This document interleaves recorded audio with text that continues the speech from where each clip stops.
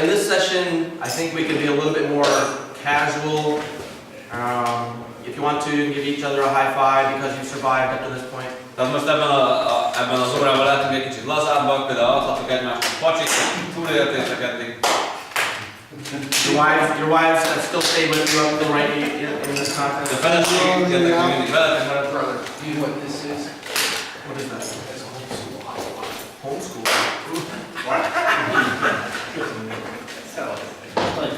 Hey, my kids are homeschooling. I take that personally. Azt mondja, én is otthon oktatom a gyermekemet, úgyhogy ez személyes kelések leszem. All right.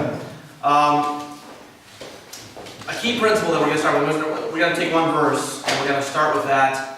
I'm going to see if there's some areas we need to go to because I've got more notes than we have time for. Tehát kulcsfontosságú alapelvel fogjuk kezdeni, és több dologgal készültem, mint amire időnk van.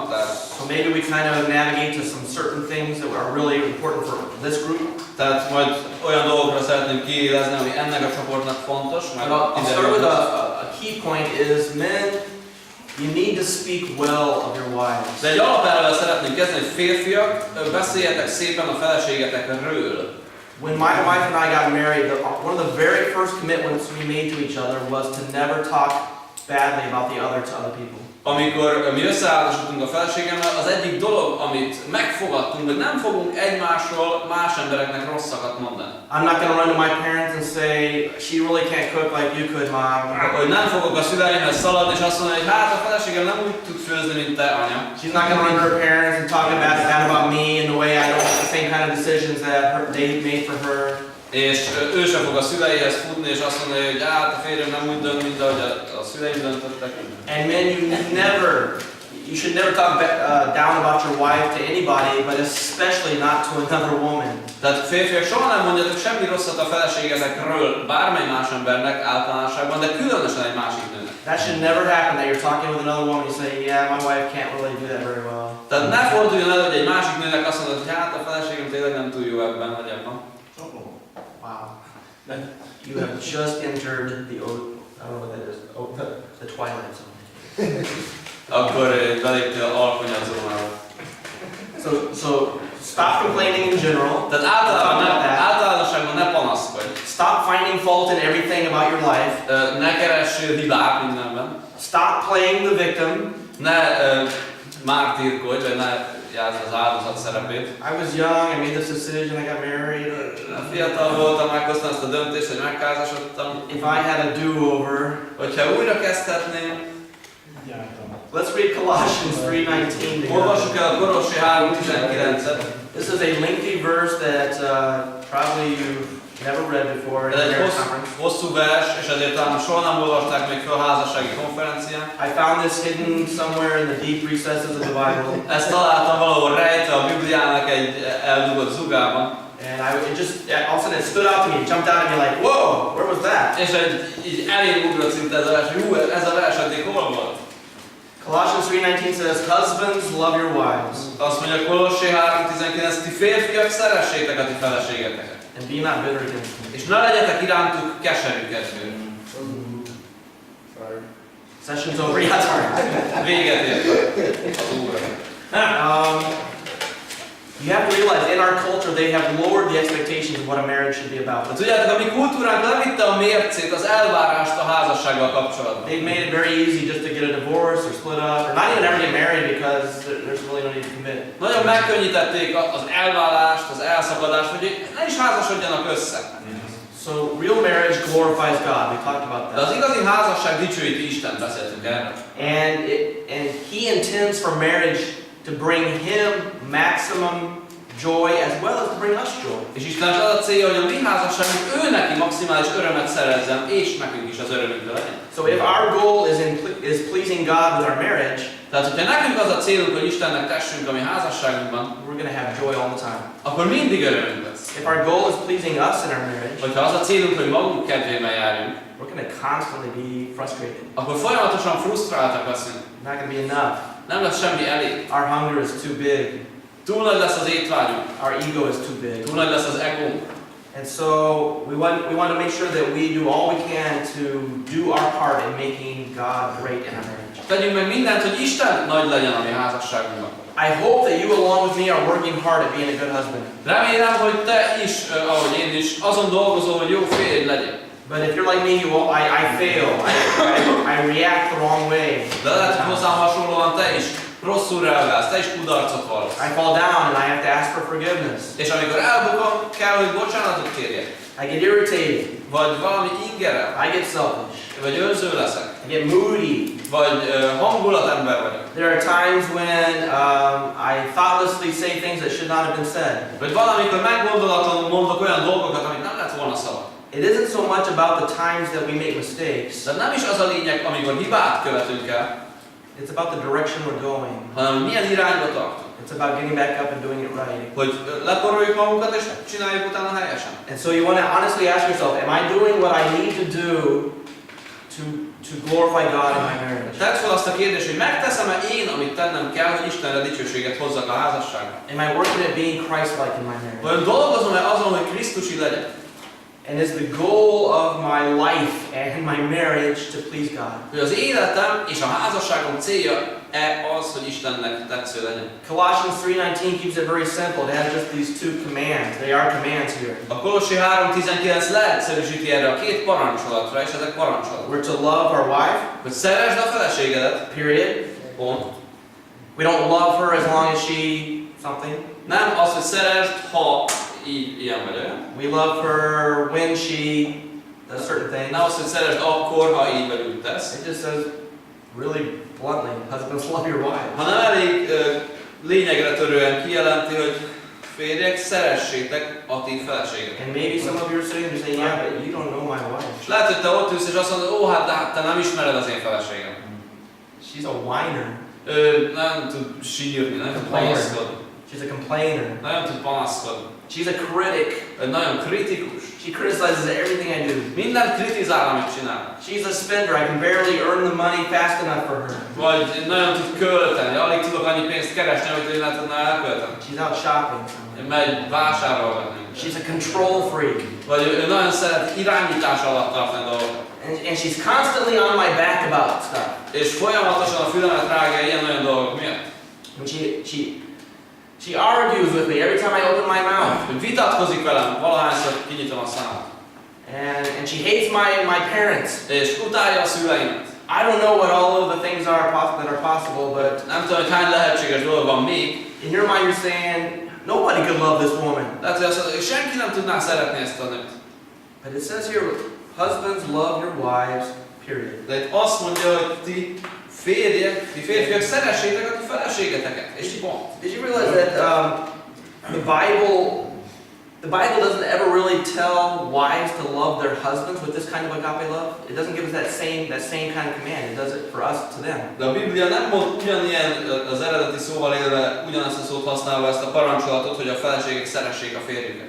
So right here in Colossians and then in Ephesians chapter 5, over and over again, husbands love your wives, husbands love your wife, husbands love your wife. Itt és az Efézus 5-ben is ez van, hogy férjek szeressétek a feleségeteket, férjek szeressétek a So we feleségeteket. need to first talk about what that means. Tehát először is beszéljünk arról, hogy ez mit jelent, What is love in a marriage context? hogy mi a szeretet a házasság kontextusában, And it's really a big word, it's a huge word. és ez egy hatalmas szó. It's demonstrated for us, it's talked about in 1 Corinthians chapter 13, I think we know that.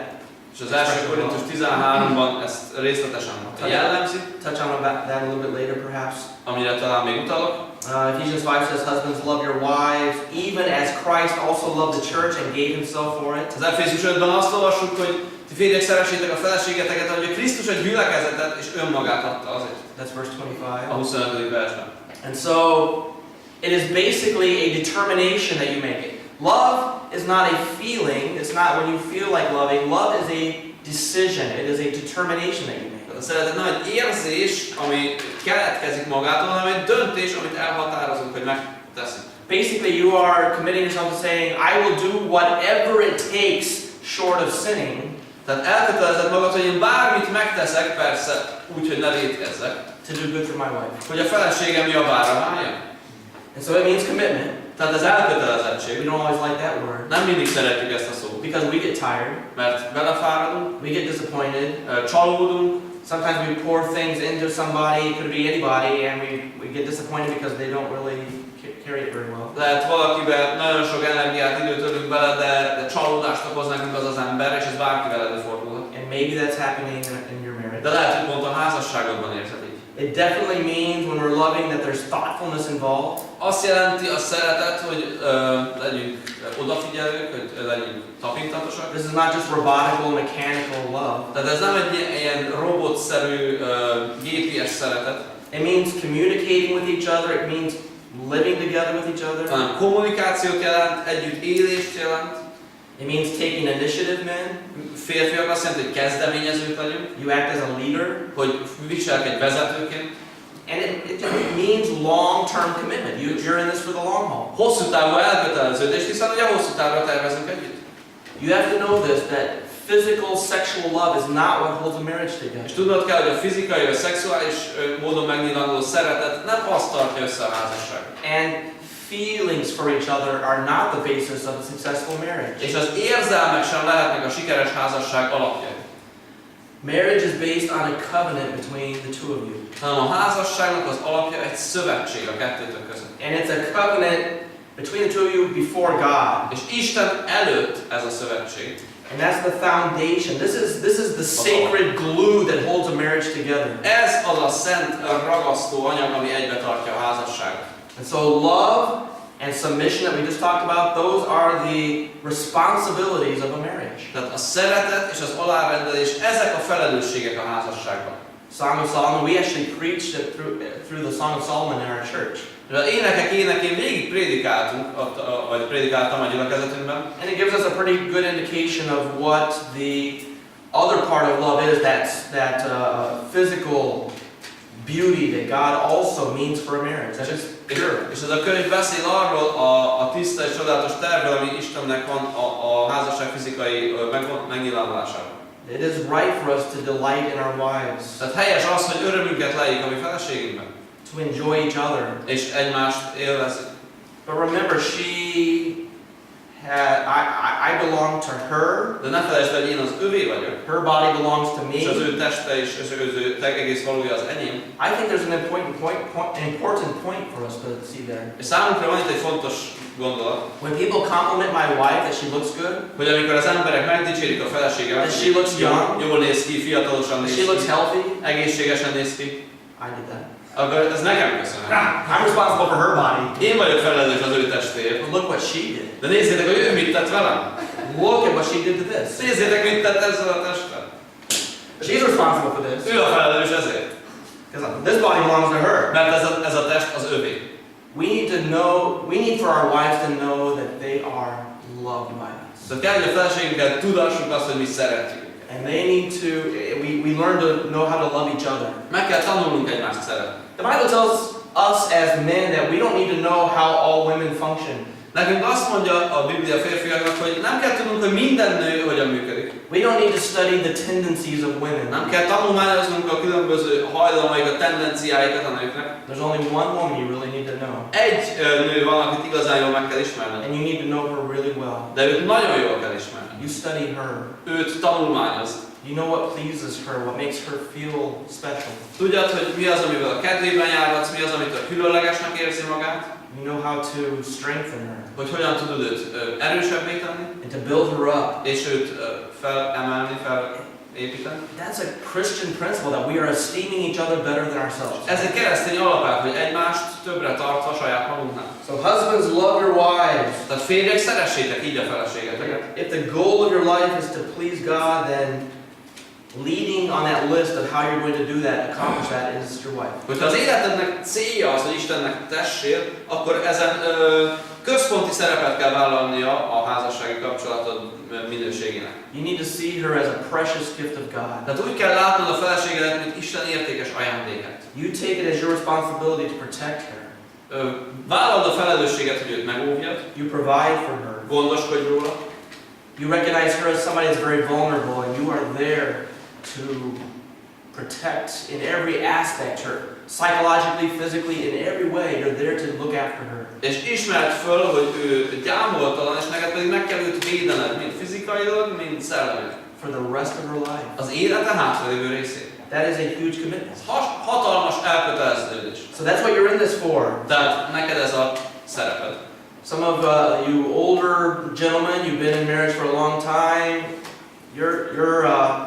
Your commitment is you've got less time, but you have to worry about your commitment. Akik már régebb óta, évtizedek óta vagytok házasok, nektek már talán kevesebb idő van még, amíg ezt az elköteleződést majd folytatni kell. And some of you younger men, you've got a really hefty contract in front of you. De fiatalok számotokra egy nagyon hosszú lejáratú ügylet van. There's likely going to be a lot of years that you're going to be responsible for this responsibility. Tehát nagyon valószínű, hogy sok évig lesz a felelősséged ez, amiben. But in each case, we want to take it seriously. De ezt vegyük komolyan.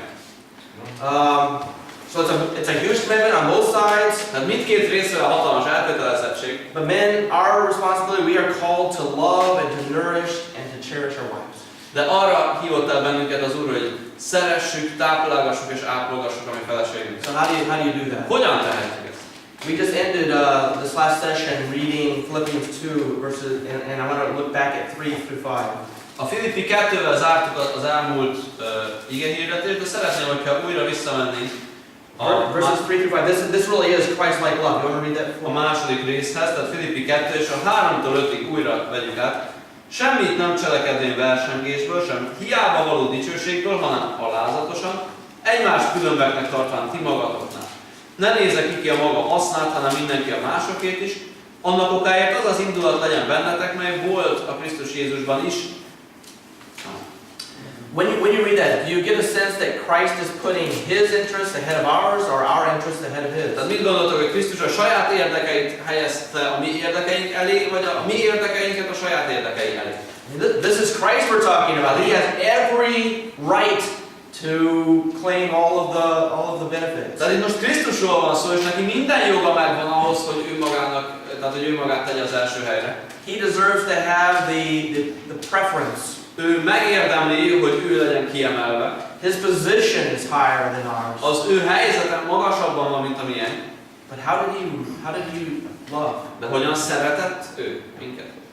Do you regard your wife as more important than you are? Vajon a feleségedet magadnál többre tartod, fontosabbnak tartod? When you insist on doing whatever you want to do, even at her expense, is that showing that kind of love? Amikor te ragaszkodsz ahhoz, hogy azt tegyétek, amit te akarsz, még akkor is, hogyha ez neki rossz, akkor ilyenfajta szeretetet mutatsz? Christ teaches us of how love is coming in this kenosis, in this emptying of yourself. Krisztus tanít bennünket arra, hogy hogyan történik ez az idegen szóval kenózis, vagy pedig az önmagunknak a megüresítése. Love is not an easy thing. I think that's why people don't do it very well. A szeretet nem egyszerű, és ezért van, hogy sokan nem tudnak jól szeretni. Maybe it's why we make mistakes so Talán much. ezért követünk el mi is olyan sok hibát. In 1 Peter chapter 3 and verse 7, Az 1 Péter 3:7-ben Peter gives us 6 aspects to this kind of love. Péter 6 vonatkozását adja ennek a fajta szeretetnek. He says, likewise, husbands, dwell with your wife, according to knowledge, giving honor to the wife, as unto the weaker vessel, and as being heirs together of the grace of life, that your prayers be not hindered. 1 Péter 3:7. A férfiak hasonlóképpen együtt lakjanak értelmes módon feleségükkel, az asszonyi nemnek, mint gyöngébe lénynek tisztességet tévén, mint akik örökös társai az élet kegyelmében, hogy a ti imádságaitok meg ne hígusuljanak. So the likewise there goes back to Christ. Tehát ez a szó, hogy hasonlóképpen, ez visszamutat Krisztusra. When we see the likewise, we're making the connection of the verses before that, right? Tehát amikor olvasjuk ezt a szót, hogy hasonlóképpen, az mindig a korábbi versekre utal vissza. That Christ would go to the cross, meeting our needs, whatever it took. És a második fejezetben azt láttuk, hogy Krisztus a keresztre ment, és így töltötte be a mi szükségeinket, nem foglalkozva ennek az árával. Dying on the cross. Meghalt a kereszten. Suffering in our place. Szenvedett mi helyettünk. So He could save us. Hogy megmenthessen minket. And so we need to act in our marriage as Christ acted. És nekünk úgy kell viselkednünk a házasságunkban, ahogy Krisztus példát mutatott. Right? Don't go to a cross and hang on a cross. Nem azt mondod, hogy feszítesd magad keresztre, vagy ilyesmi. But you know the concept, right? De tudjátok, hogy mi ez a koncepció. Love is very sacrificial. A szeretet áldozatkész kell, hogy legyen. Love is very self-debasing. Nagyon önmagát átadó. So he says, likewise, then he says, dwell with them. Azt mondja, hogy együtt lakjanak. live with your wives. Tehát együtt élni a feleségeddel. That means when you stood with her at the marriage altar and you made that commitment. Az azt jelenti, hogy amikor ott álltatok a házasságkötésnél, és ezt az esküt tettétek, Your old life ended. akkor a régi életetek véget ért, az egyedülálló életetek. You don't do the same things you did before. Már nem tesztek úgy, ahogy korábban. You're not a freelancer. Nem vagytok már egyedülálló. You don't just go, Szabadúszó. you're not free to come and go as you please. Nem lehet csak jönni, menni, ahogy az ember akar. And you are now one flesh with that lovely being. Mert most már egy test vagy ezzel a csodálatos teremménye. And that woman standing by your side is your lifetime mate. És a melletted álló nő, ő lesz az életre szóló társa. That doesn't mean you always do everything together. Ez nem azt jelenti, hogy mindig mindent csak együtt She csinálhatok. doesn't follow you to work. Hogy veled jön a You munkahelyedre, don't have to go to the bathroom és together. együtt mentek még WC-re is. But you are together. De a lényeg, hogy együtt vagytok. A wise woman knows that her husband needs some downtime, some alone time, some time with friends. That's okay. Egy bölcs feleség tudja, hogy a férjének is kell néha idő, amit a barátaival tölthet, vagy kikapcsolódással tölthet. But it does mean that you live with her and you spend time with her. De ez a szó, hogy együtt lakjanak, ez azt jelenti, hogy időt töltötök egymással. You sit with her, you give her attention. Tehát, hogy leülsz mellé, figyelmet fordítasz rá. You go on a walk with her. Elmész vele sétálni. You take her out for special events, dates, and things. Elviszed különleges alkalmakkor, mint egy rendezvúra. You sleep with her. És vele alszol. You enjoy life És together. együtt élvezitek az életet. I have never yet heard a wife complain because her husband spends too much time with her. Nem hallottam még ilyet, hogy egy feleség arra panaszkodott volna, hogy a férje túl sok időt töltött. And I don't think it's going to happen to you. De szerintem vele sem fog előfordulni ez a It says we do this according to knowledge, in an understanding way. Azt mondja, hogy értelmes módon kell ezt tenni, tehát megismerés szerint. That means you try to understand your wife. Tehát próbáld meg megérteni a feleségedet. You say, well, she changes her mind constantly. How can I understand Mindig her? meggondolja magát, olyan is érthetném meg. Just when I think I've got it, then she's like, oh, no. Amikor azt hiszem, hogy na most már tudom, hogy működik, akkor megint megvár. That's why it's a lifelong thing, right? Ezért ez egy életre szóló dolog, ugye? It's not like within the first 10 minutes, I think I've got this. Nem, hogy első 10 percben, na most már értem. I understand her. Na most már megértettem őt. It's a challenge, man. It's good. Fiúk, ez kihívás. We like challenges, right? Szeretjük a kihívásokat, ugye? And there's going to be these things that are not just going to be, you know, always the same. We go along with that. És lesz, ami nem mindig ugyanolyan, de menjünk. The women are helping us work at understanding them. És a nők segítenek nekünk, hogy megértsük őket. And we kind of figure out how much can she handle. És próbáljuk kitapasztalni, hogy mennyit bír. And we kind of sense, okay, I need to get in there, I need to help out with this baby. És akkor érezzük, hogy na, kell, hogy segítséget nyújtsak mondjuk a babával I kapcsolatban. need to take over this discipline session. This is what I need to do this. Vagy itt át kell vennem itt a gyermek fegyelmezésében a szerepet. She's been dealing with this 3-year-old all day. Now dad comes home and dad's tired. Egész nap itt volt a 3 évesen, most hazajön apa fáradtan.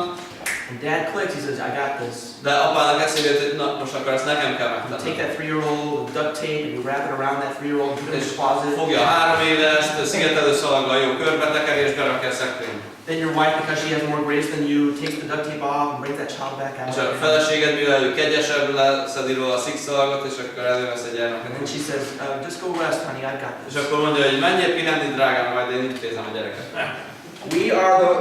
I am so glad we have, we'll talk about this later on today. I'm so glad we are not carbon copies of the same thing twice. De én nagyon örülök neki, hogy mi nem ilyen klónok vagyunk. Maybe I don't understand my wife completely, but I know I need her. Tehát én nem értem a feleségemet teljesen, de tudom, hogy szükségem van rá. I know she makes me a better person. Tudom, hogy ő engem jobb emberré tesz. I know she helps me with my focus. Segít nekem összpontosítani. And I have to figure out what she needs. She wants to feel secure in her husband. Ő szeretné biztonságban érezni magát a férje miatt. I don't know what you do, men, but don't do this. Nem tudom, hogy férjek, ti hogy teszitek, de egy dolgot ne tegyetek. Do not let your wife let your eyes wander to other women while you're walking with your wife. Ne engedjétek, hogy a ti szemeitek más nőket így megragadjanak rajtuk, amíg a feleségetek. Do not be talking with your wife and then all of a sudden, Ne legyen az, hogy beszélgetsz a feleségeddel, és egyszer csak így... what did you say? Mit is mondtál? Bad. Az rossz. She needs to know that she's secure in you. Tehát neki tudnia kell, biztonságban érezheti magát veled. She needs to know that your eyes are for her. Tudja, hogy a te szemeid az övé, That you love her. hogy te szereted őt. She needs to feel no doubt about your faithfulness to her. Tehát nem lehetnek kétségeid a te hűségedet illetően. I have a policy in my church. Van a gyülekezetünkben egy ilyen irányelv. I've always had this policy. Mindig is megvolt.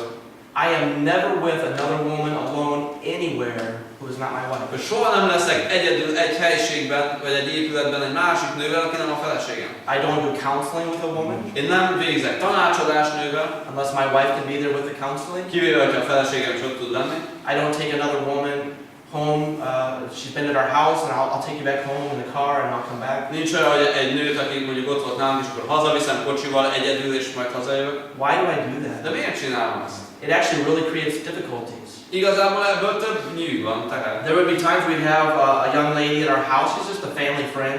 Van mondjuk egy családi barátunk, egy fiatal And hölgy, it's late at night. She's been having time with us, but it's time for her to go home, and we've got kids that are already in bed. és már késő van, és nem, már lefekszenek a gyerekek, úgyhogy neki is haza kéne mennie. And I want to be kind, and I want to drive her home. Szeretnék kedves lenni, és hazavinni őt kocsival.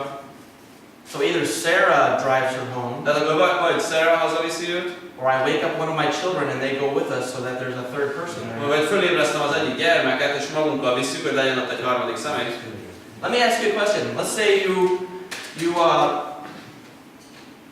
pull up to an area where your church is going to be gathering and it's pouring rain. De mondjuk oda mész egy helyre, hogy mondjuk ki volt jelent, hogy ott fog összejönni a gyülekezet, de szakad az eső. And one of the ladies of the church is there waiting in the rain. It's just raining down on her. És ott áll az egyik hölgy az épület előtt, és esik az eső. You come in alone in your car and you sit in your car. És te egyedül értél oda, ott ülsz a kocsiban. What do you do? Mit tehetsz? How do you handle a situation like that? Hogyan kezelsz egy ilyen helyzetet? You give her one, brother. I don't have an umbrella. De nincs esernyő. You pray for her? I pray for her. Well, you get out and you let her. Exactly. I get out of the car and I stand in the rain and I let her have the shelter of my car. Én kiszállok a kocsiból, én elázom és engedem, hogy ő beüljön a kocsiba, hogy ő ne állsz. It's kind, Ez kedves. but it also is kind to my wife. De ugyanakkor kedves, hogy Nobody else had to see us sitting there together having an intimate moment. Not an intimate moment, but you know, hogy senki nem fog arra odajönni, hogy ott ülünk ketten egy kocsiba. I don't go to restaurants with a lady that's not my wife. Étterembe sem megyek el egy másik nővel, aki nem a feleségem. Just don't put yourself in that situation where anybody has a doubt about Ne tedd it. ki magad ilyen helyzetnek, hogy valaki kételkedni kelljen benne. And especially not that your wife would ever have a doubt about it. És főleg, hogy a feleségednek kelljen kételkedjen benne. I don't hug the women in our church. Nem ölelgetem a nőket a gyülekezetünkben. Okay, there's a couple, they're like 85, and oh, thank you, I'm so glad you came, and I'll just give a nice little pat. Van egy házaspár, akik 85 évesek, őket megszokta My ölelgetni. wife is not jealous of De that. a feleségem nem féltékeny egyáltalán. She's like my great grandmother. Körülbelül, mint a dédanyám, vagy olyan idősek volt. Your wife wants to feel like she's connected to what you're doing for the Lord. Tehát a feleséget szeretné úgy érezni, hogy része annak, amit te az Úrért teszel. She wants to be a part of her husband. Szeretne a férjének része lenni. It's not like two separate lives living next to each other. You are one. Ez nem két külön élet, amelyet párhuzamban élnek, hanem ti ketten egyek Maybe meg. we'll talk about that later. Erről is lesz szó. She wants to feel needed. She wants to feel appreciated by you. Szükségesnek szeretné érezni magát, és méltányolni. She wants to feel special to you. És különlegesnek számomra. So talk about future plans. Talk about things that you have in your mind. Tehát beszéljetek a jövőre való tervekről, beszéljetek arról, hogy Hold her hand. mire gondolkodtok, fogjátok egymás kezét, Give her hugs. öleljétek meg egymást. Tell her that you're proud of her in public. Tell her you're proud of her. Nyilvánosan mondjad el, hogy büszke vagy a feleségedre. Tell her about your day at work. Beszélj neki arról, hogy milyen volt a Ask her for munkád, advice. kérje tanácsot tőle, Share your struggles. oszd meg a küzdelmeidet, nehézségeidet. If you really don't want her opinion, but you want to dump some things on her, just say, you know what, you don't have to really help me work through this. I just need to let you know what's going on in my mind. Hogyha nem akarod hallani a véleményét, csak így ki akarod dönteni a szívedet, akkor mondd el neki azt, hogy most csak el akarom mondani a gondolataimat. Tell her things that you enjoy eating. Mondd el, hogy mit szeretsz enni, Tell her what you're hungry for. vagy hogy mire éhezel. Most wives are really wanting to please their husband. A legtöbb feleség szeretne a férjének a kedvében járni. And lots of husbands are mysteries to their wives. És sok férj a felesége számára egy rejtély. Your wife may still be thinking, I have no idea what he is thinking. Lehet, hogy a feleséged még mindig azon tűnődik, hogy vajon mit gondolhat a férjem, halvány fogalmam sincs. We don't always share ourselves. Mert mi férjek nem osztjuk meg velük. Maybe because we're kind of insecure inside about how we're going to handle it all. Lehet, hogy mert hiányzik a magabiztosságunk, hogy hogyan fogjuk ezt kezelni. Trust that God put you together De bízz abban, hogy Isten tett benneteket együvé, as a plus, as a benefit. és ezt fogjad fel egy előnynek, egy pozitív hozadék. Our verse says, giving honor to the wife as unto the weaker vessel. They hate that verse, right? Women do, not in general. De a vers így folytatódik, hogy az asszonyi nemnek, mint gyöngébb edénynek tisztességet térjen. Ezt a feleségeknek szánták, ezt a verset, ugye? What does it mean, this weaker vessel? What does that mean? Mit jelent ez, hogy gyöngébb edény? Okay, weak as in physically weaker, okay? Tehát gyönge fizikailag. To some degree that is true. I don't know of any Olympic sports where they have the men against the women in physical battles. You know? Bizonyos szempontból ez igaz. Nem tudok egy olyan sportágat se az olimpián, ahol a nők a férfiakkal mérkőznek. This whole new thing with this gender identification. És ez az egész új gender őrület. That you can just claim that you are, like, men can say, oh, I feel like a woman today, so they can be in the women's sports. Hogy férfiak mondhatják azt, hogy hát én ma nőnek érzem magam, és akkor a női sportokba fogok elindulni. Catastrophe. Ez röhely. So yes, women are physically, it's just part of the way they're made. Tehát igen, az ő fizikai Physically weaker. tervezettségük miatt ők gyengébbek In általánosan. what other ways do we understand this part about that she being the weaker vessel? Milyen más módon érthetjük ezt a kifejezést, hogy a gyengébb edény? They're more sensitive. More sensitive they are. Igen. Yeah. That's a good thing, by the way. We're like, Ez jó dolog. I didn't see that coming. They're They're like getting this, you know, they're getting all the senses like. És ők meg mindenre olyan érzékeny. Did you notice the way that person reacted? No. Láttad, hogy az ember hogy reagál? Nem is tudom én. My wife will identify all of you and all of the women by the colors you were wearing, and I'll go, what? I have no idea. Fogja mondogatni a feleség, hogy emlékszel arra, hogy ilyen színű inges emberre? I have no clue anything about what they were wearing. Halványnak őzöm sincs, hogy ki milyen ruhában fog. Very sensitive, very in a great way. That's a positive thing. De nagyszerű mód az az ő érzékenység, ilyesmire. You had something else. Somebody else had something. I was thinking that when Eve was tempted, Adam knew the difference and she was deceived. Yes, and Tehát azt mondta, hogy ugye, hogy azt mondja a Biblia, hogy nem Ádám, hanem Éva csalódtatott meg elsőnek a bűnbeesés. and both the order of creation as well as the fact that she was deceived create the situation that we're in, where we have. I don't even feel like in this thing of submission that we have some kind of a special given right. Tehát itt most beszéltünk arról, ugye, hogy a teremtés sorrendje miatt is, másrészt pedig említi a Biblia, hogy a bűnbeesésnek a jellege miatt is, de ne érezzük úgy, hogy ez az alárendelés miatt nekünk valami feljogosítva kell érezni magunkat. With the sense that, well, we certainly deserve that. Look at who we are. I mean, of course, God chose us. De nem azt kell, hogy hát nézd meg engem, nyilván engem választott Isten, hát persze, hát én ezt megértem. To take the final leadership role in the marriage, of course. Hogy én legyek a vezető szereplő a házasságban, nyilvánvaló, persze. Many times I kind of wonder if God was really thinking that through when He had put some men in charge of their marriages. Hanem sokszor talán azt gondoljuk, hogy talán Isten tényleg végig gondolta ezt, miért néhány férfit vezető szereppel ajándékozott meg egy házasságban. You just want to say to the man, listen to your wife a lot more. Sometimes you just want to in counseling say to the man, your wife makes some really good points here. Néha a házassági tanácsadás során azt szoktam mondani, hogy a feleséged nagyon jókat tud mondani, figyelj rá. This weaker vessel, the fact that it's called a vessel, indicates that it's like a really precious. When something's precious, we don't say vase, we say vase in English.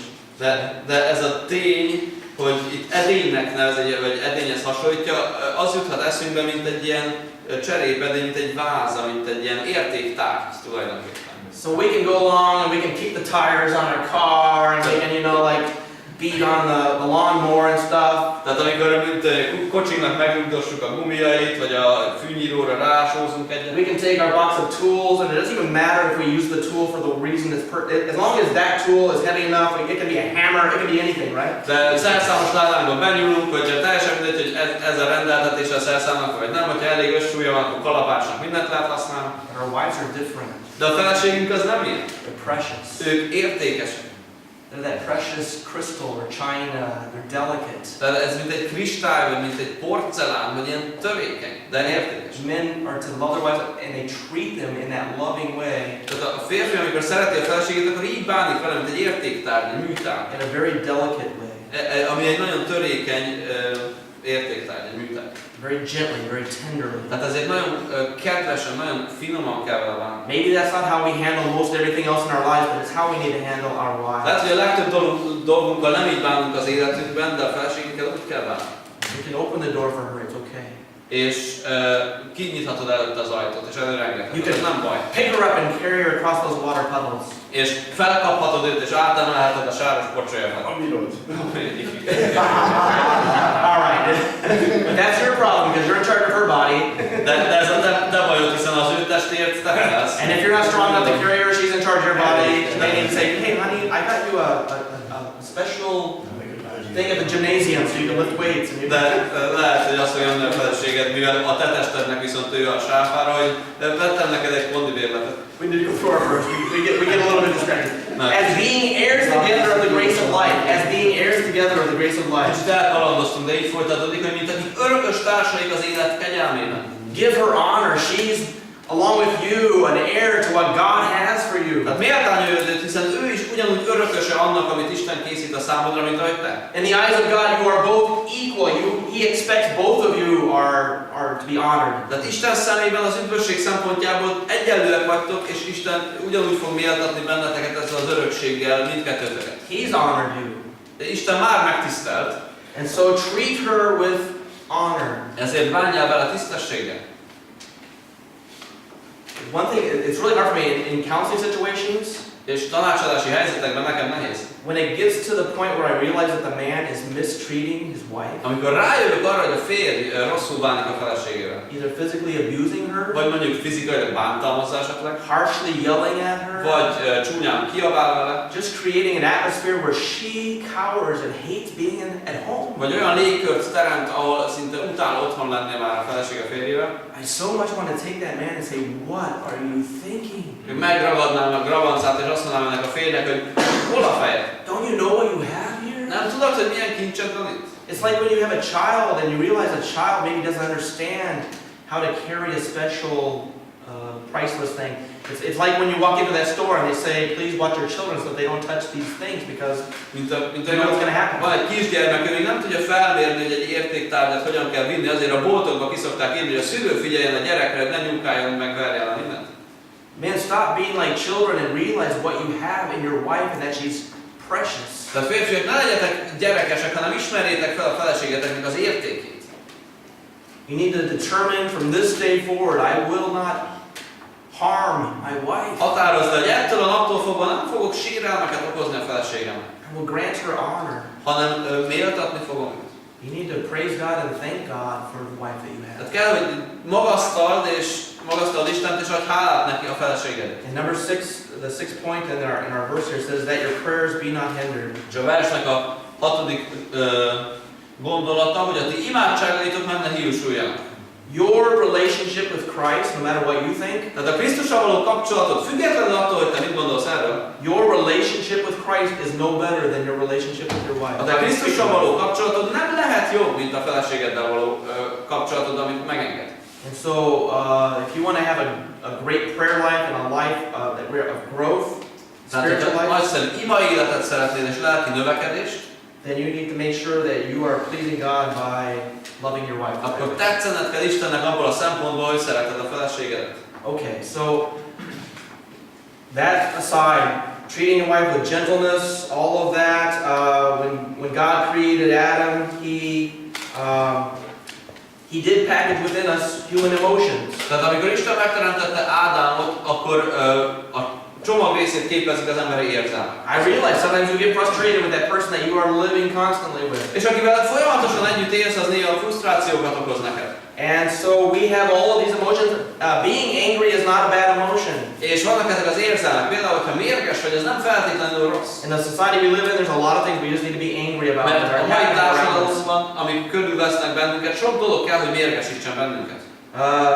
Christ got angry. Mert Krisztus is mérges lett a bűnre. Anger can be good. Tehát az ilyenfajta mérgesség lehet jó.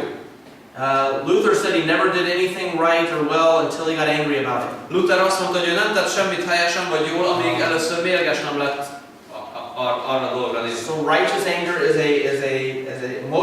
is an emotional response to injustice that we see around us. Tehát az igaz harag, tehát az Isten szerinti mérgesség, ez egy helyes reakció a körülöttünk lévő látható igazságtalanságra. The problem is always that we can take something that is supposed to be good and can be good and we can pervert it. De a probléma az, hogy van valami, ami lehetne jó is, de mi azt eltorzítjuk. And in our marriages it may be that we are taking anger at a situation or whatever and we are perverting it and twisting it so that it goes against our spouse. És a házasságban ezt a mérgességet, amit egyébként a bűnben kellene felhasználnunk, eltorzítjuk, elforgatjuk, és a házastársunk ellen felhasználjuk.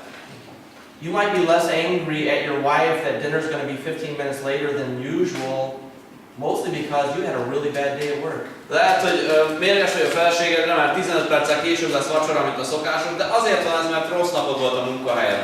And even if your wife is 100% responsible for what's making you angry, és még hogyha a feleséged 100%-ért felelős amiatt a dolog miatt, amit téged mérgesít, ne ő rajta csattanjon az ostor. And that's when we come to the second part of our first verse, is that we're not bitter against our wives. És ez lesz az először felolvasott versnek a második fel, hogy ne legyetek irántuk keserűek.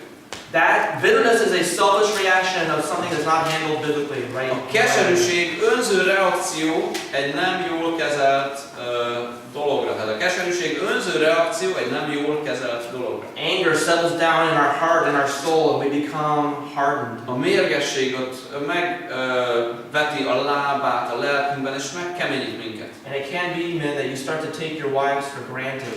És lehet férjek közötti feleségeteket természetesnek veszitek. And you deal harshly with them. És keményen bántok velük. You start to develop unreasonable demands of your wife. És olyan elvárásaitok lesznek, melyek tarthatatlanak. If you don't get exactly what you want, hogyha nem pont azt kapod, amit akarsz, she's going to pay for that. akkor megfizeti az árát a feleséged. And your arguments turn into anger. És így lesz a vitákból mérgesség. And I've heard this many times in marriages where it seems like a simple little argument turns into a very big event. És sokszor hallottam ezt házasságok kapcsán, hogy egy apró kis vita óriási nagy veszekedéssé válik. And these are some of the saddest events, some of the saddest situations that I can ever think of. És az egyik legszomorúbb helyzet, amire gondolhatok egy házasságban, az pont ez. God clearly says that the wife is the weaker vessel. Mert Isten nyilvánosan kijelenti, hogy a feleség a gyengébb edény. And she is different from the man in so many different ways. És ő annyi különböző módon tér el a férfitől. So there's a tendency for you, because she is so different. She's not thinking like you. It's not like you're on the same wavelength. Tehát mivel ő annyira különbözik, úgy tűnik, hogy nem vagytok egy hullámhosszon. Then all of a sudden you become impatient and disappointed in the way she performed. Türelmetlen leszel és csalódsz abban, hogy ő hogyan teljesít. And I keep hearing this all the time. I came home and I had done all this stuff, providing for my wife, and I come home and she did this thing. És újra hallom ezt a kifogást, hogy mindent megtette a feleségemért, dolgozok, hazajövök, és ő meg így csinál, vagy ezt tesz. And she's different in the way she thinks. És ő másképpen gondolkodik. She's different in how she responds to things in life. Másképpen reagál az életben. And I need to realize as a man, God made her that way. És nekem föl kell ismernem azt, hogy Isten így teremtette őt. And more in my life I realize I am so thankful she's not like me. És egyre inkább hálás vagyok azért, hogy ő nem olyan, mint én. She's different in how she's wired physically, she's different in how she's wired emotionally. Másmilyen az ő bekötése, mint fizikailag, mint érzelmileg. What was the thing that you guys were using earlier? That men are microwaves and wives are crock pots? Mi volt ez a mondás tavalyról, hogy a férfiak olyanok, mint a mikrohullámsütő, a feleségek pedig olyanok, mint a lassú főző. I heard that as well, and that's kind of an indication that we're just not the same. És én is hallottam már ezt, és ez is csak arra mutat rá, hogy nem vagyunk ugyanolyanok. We're not wired the same. Nem úgy vagyunk bekötve. And you know what? That whole setup, putting two people that aren't wired the same together, that could be the groundwork for frustration. És hogyha két olyan ember egymás mellé helyezel, akik nem egyformák ilyen szempontból, ez frusztrációnak lehet a melegágya. And it might be the groundwork for bitterness to start to settle in your sőt, még a keserűségnek is, amely megvetheti a gyökerét. And that's why Paul says that men are to love their wives and they're not to grow bitter toward them. Ezért írja Pál, hogy a férfiak szeressék a feleségüket, és ne legyenek keserű kedvűek irántuk. Don't be irritated, don't become frustrated, don't be so making the situation worse and worse as you go. Tehát ne legyél ingerlékeny, vagy frusztrált, ami csak ront a helyzeten. And maybe you say, well, if she responded the right way, I wouldn't have to feel that way. Lehet, hogy azt mondod, hogy hát ha a feleségem jól reagálna, akkor én sem érezném így magam. If she would just change, then everything would be great. Ha ő megváltozna, akkor minden jó lenne. You change. Te változz. You be the one to change. Te kezdjed a változást. You be the Christ-like person in the marriage. Te légy a házasságban a Krisztusi személy. And you ask for És forgiveness. te kérjél bocsánatot. And ask her to help you take a breath and do it again. És kérjél tőle a lehetőséget, hogy vegyél egy mély lélegzetet, és újra kezd. And respond the right way. És utána helyesen reagál.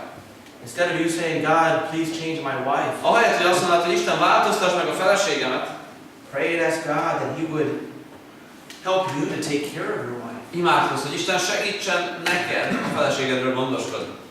You can't be in this and say, you can't come to a conference and say, this is about, I brought my wife so you can do something with her. Nem mondhatod azt, hogy elhoztam a feleségemet ide a konferenciára, csináljátok már vele valamit. She may really truly be a mess. I have no idea. I don't know anybody. Fogalmas sincs, hogy mi baja, de igen, bármi is legyen a baj, az nagy. She may seriously have problems. És igen, komoly problémái vannak. Stop that nodding. I see all of you right here. És nem bólogassatok, mert látom, hogy bólogatok. But even if she does have all those De problems, még, hogyha vannak is problémái, God may be using your spouse to do something very, very specifically with you. tehát, hogy Isten arra használja fel a párodat, hogy valami nagyon konkrét dolgot tegyen a te életedben. So take your marriage as a challenge for you to stay faithful and to grow and to do things with them. Házasságodat fogja azt fel egy kihívásnak arra nézve, hogy te növekedjél és erősödjél. I know there are wives that have made life miserable for the husbands. John Wesley comes to mind. Vannak olyan feleségek, akik megkeserítették a férjük életét. Például eszembe jutott John Wesley. Some of you know the story of John Wesley and the nightmare he lived through with his spouse. Just the nightmare that he had in his marriage. Talán ismeritek az ő történetét, hogy micsoda rémálom volt az ő házasság. She was full of intense jealousy and she accused him of adultery. Nagyon féltékenykedő volt a felesége és vádolta a férjét She házasságtöréssel. attacked him in public.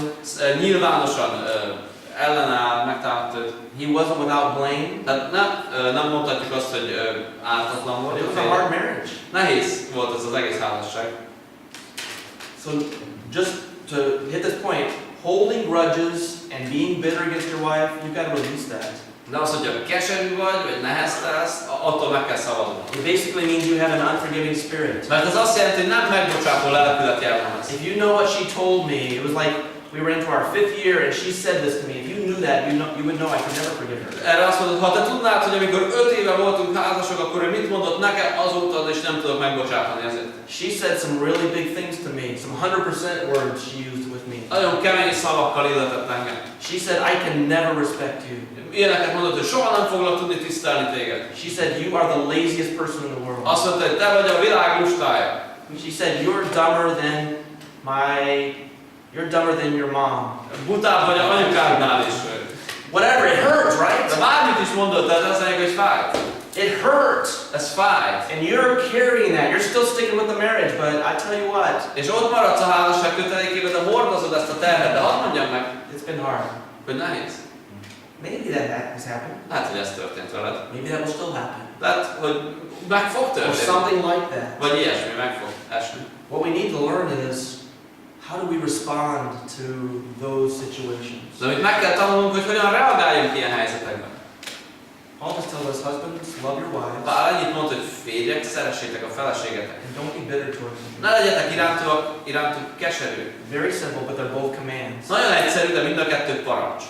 And Christ is our example, who loved us while we were yet sinners, right? Krisztus a példánk, aki szeretett minket, mikor még bűnösök voltunk. And He gave Himself for us. He gave Himself for us. Önmagát adta érte. We have a really bad example for us in the sense that He is so good, we know we can never live up to Christ-likeness in our marriage. Tehát olyan szempontból nehezíti meg a dolgokat az ő példája, hogy olyan magasra teszi a lécet, hogy tudjuk, hogy ezt soha nem fogjuk tudni elérni. Tehát ez How do we ever do that? How do we ever accomplish that? Let me give you some points. Hogyan érjük el ezt a magas célt? These are discussion points, so you kick in and help me with these. És itt a következők ilyen beszélgetés indító pontok lesznek, úgyhogy szóljatok bele nyugodtan, és hogy válaszoljatok majd. Number one, think before you react. Először is gondolkozz, mielőtt visszavágsz. All these come from Proverbs. This is Proverbs 14:29. He that is slow to wrath is of great understanding, but he that is hasty of spirit exalteth folly. Think before you react. Példabeszédek 14:29 így szól: a haragra késedelmes bővelkedik értelemmel, aki pedig elmélyben hirtelenkedő, bolondságot szerez az. Tehát gondolkodj, mielőtt cselekszel, mielőtt reagálsz. If you're one of those people that kind of does typically get angry, or Hogyha te is ilyen típusú vagy, aki könnyen mérges lesz, and anger has different ways. It could be that you're physically abusive. és lehet különböző megnyilvánulása, It could be lehet that you yell. fizikai megnyilvánulása, lehet kiabálás, It could be that you just shut off, like lehet az is a megnyilvánulása, hogy így magadba fordulsz, you find a way to get back, get even, és gondolkozol azon, hogyan lehet visszavágni, whatever that might be. bármi is legyen az. How impatient and how short-tempered are you? Tehát mennyire türelmetlenek, vagy mennyire indulatosak vagyunk. People like this, they not only lose their marriages, they typically lose their jobs, they lose friendships, they lose a lot of Az things. ilyen típusú emberek nem csak a házasságukat teszik tönkre, hanem tönkre mehet a családjuk, vagy elveszíthetik a munkahelyüket, vagy emberi kapcsolataikat is ugyanez tulajdonság miatt. In the next chapter of Proverbs 15, verse 18, it says, a wrathful man stirreth up strife, and he that is slow to anger appeaseth his strife. Appeaseth strife. Példabeszédek 15-18-ban azt mondja a Biblia, 15-18, a haragos férfiú szerez háborúságot, a hosszú tűrő pedig lecsendesíti a háborgást. Slow to anger, slow to react. Tehát aki hosszú tűrő, aki késedelmes a haragra. Is that you? You feel a lot of pressure. You've got the leadership of the family. You've got a lot of responsibility. People are going to be looking to your family, and they're going to be looking at how you did. Te ilyen vagy? Hiszen rajtad van a felelősség, amikor az emberek megnézik a családodat, tudják, hogy te vagy a vezetője, tudják, hogy neked köszönhető, hogy hol tart a családod. You feel the pressure. You feel a lot of pressure. Érzed ennek a nagy nyomását, ami rád nehezedik? Financial pressure. A pénzügyi nyomás. Maybe it's not going so well at work, but you feel like you've got to hold in there. Vagy mondjuk nem jól megy a sorod a munkahelyeden, de mégis érzed, hogy ki kell tartanod. Maybe health is not so great. Lehet, hogy az egészséged nem annyira jó. And you're a little bit nervous inside. És belül van ez az idegesség. How's this going to work out? Hogy fog minden alakulni? And then she goes on just talking about something really frivolous and silly. És a feleséged elkezd valami badarságról beszélni, valami érdektelen dolgról. She wants to buy something on the internet, Akar valamit venni az interneten, a book about something. valami könyvet valamiről. You're saying to yourself És inside, te meg azt mondod magadban, she just doesn't get it, does she? hát nem érti, ugye? We're hurting. Hogy nekem fájdalmaim vannak. We have threats against us. És fenyegetések vannak And ellen. I'm the one that has to hold it all together and be responsible. Az én felelősségem mindent egybe tartani. And instead of communicating any of that with her, what we communicate is frustration and anger, and either we shut off and stop communicating with her altogether. És ahelyett, hogy ezt így elmondanánk neki, vagy teljes mértékben felhagyunk a kommunikációval, vagy pedig csak frusztrációval és mérgességgel tudunk And I'm kommunikálni. not sure how you typically react, but it's hard, right? És nem tudom, hogy ti hogy szoktatok reagálni, de nehéz az egész. Ugye? I need to give you some time to talk. I would just say, work on the anger problem if that's an issue. It's typically an issue with a lot of men. Tehát hadd mondjam ezt, hogy ez a mérgesség, ez sok férfinek egy ilyen neuralgikus. Because I'm not saying that all men are beating their wives or anything. Nem azt mondom, hogy minden férfi veri a feleségét, legalábbis remélem. But maybe we come very close inside about just the inner anger we De have. lehet, hogy ez a belső mérgesség bennünk van. And we take it out typically on the people that we're closest to. És azokra az emberekre csattan az ostor, akik hozzánk legközelebb állnak. I want to talk about, I wanted to talk about that. I want to talk about forgiveness. It's a critical thing in any relationship. Akartam beszélni a I have some other megbocsátásról. areas, but let me hear from you. I think we're coming, I just looked at my time. We're really, what are you thinking? What do you want to hear about? What do you want to know about? Questions you have? De mit gondoltok? Van-e kérdésetek, vagy van-e még valami, amiről szívesen hallanátok?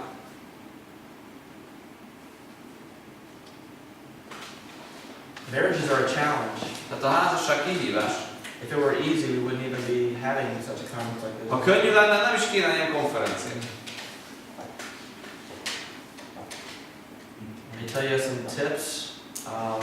Know your wife. Tehát mondtam néhány tippet, ismerd meg a feleségedet, Know her body. ismerd meg az ő testét.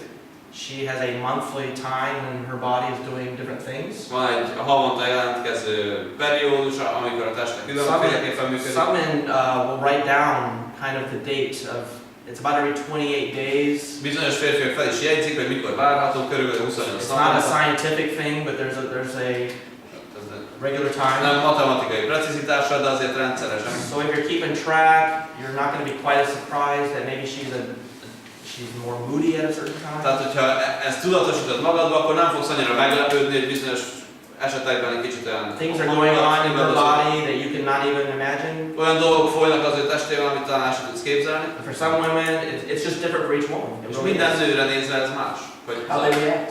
hogy hogyan reagál. You only need to know one. You need to know yours. De neked csak egyet kell ismerned, a sajátodat. And so whatever it takes to know that and keep up with that. Tehát bármiben is telik megismerni és napra késznek lenni. And be ready for that coming up time, whatever. És állj készen, amikor ott az ide. Very, very wise for you to know her. Tehát nagyon bölcs, hogyha őt megismered.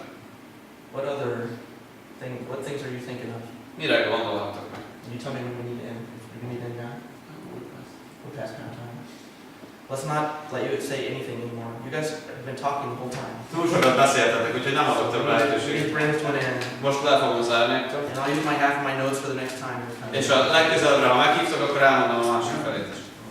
Men, it's a challenge. Do well. Tehát férfiak, ez kihívás, de gyerünk hajrá! Honor the Lord in the way you do it. Let's pray. Tehát imádkozzunk egyet. Heavenly Father, we again give you praise for the wives you've given to us. Mennyei Atyánk, dicsérjünk téged a feleségét, amit adtál nekünk. I don't know if it's even possible for us to over love our wives, but we need to try hard to do that. Nem tudom, hogy lehet-e túl szeretni a feleségünket, de ha lehet, akkor arra kell törekedni. I feel like if we try to maintain something normal, we're going to fall far short of what we need to do for our wives. Úgy érzem, Uram, hogy csak szinten akarjuk tartani, akkor alul fogunk maradni annak, amit Te elvársz a feleségünkkel kapcsolatban. We need to be very deliberate, Father. Segíts, hogy nagyon elkötelezettek legyünk. And we need to know how we can love our wives. Hogy tudjuk meg, hogy hogyan szerethetjük a feleségünket. And not grow bitter toward them. És hogy ne legyünk keserűek iránt. Not hate them for who they are. Hogy ne gyűlöljük őket, hogy milyen. Learn to appreciate them and respect them. Hanem tanuljuk őket méltányolni és tisztelni. And to speak well of them. És hogy jól, szépen beszéljünk róluk. Everybody around us needs to know how much we treasure and love our wives. Mert minden körülöttünk lévő ember tudja, hogy mennyire értékeljük a feleségünket. Thank you for our time together, Father, in Jesus' name. Köszönjük, Atyánk, az együtt töltött időt Jézus nevében. Amen. Amen.